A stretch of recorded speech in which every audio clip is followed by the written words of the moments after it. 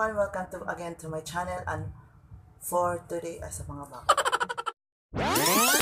Hi everyone, welcome again to my channel at sa mga bago pang nanonood sa aking channel, please subscribe my channel and click the notification bell for more features.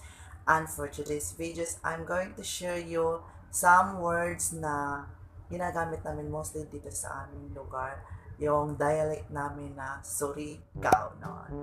Okay, let's start.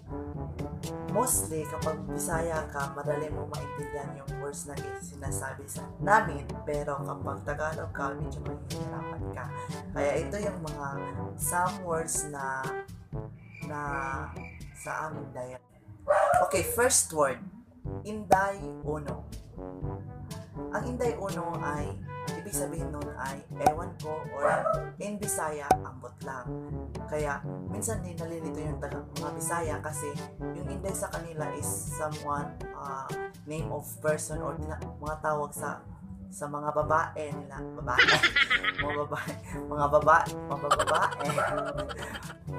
Okay? Next word is waya. Waya is, kung sa Bisaya pa, wala. Yung L lang at Y ay nag-change. Ang L change to Y, so means waya.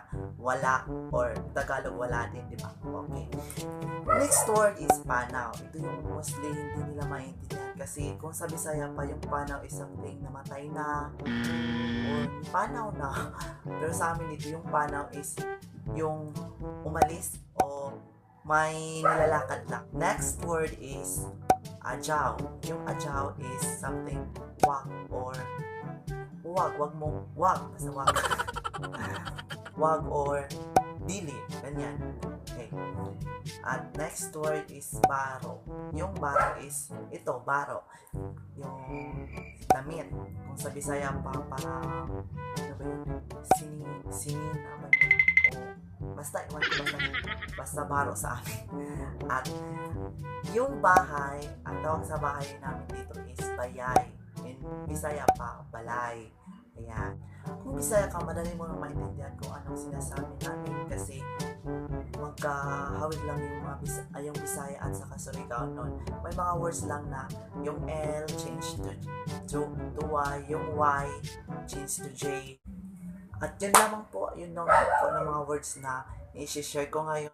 At yun lamang po for this video. And thank you for watching. And please subscribe again to my channel.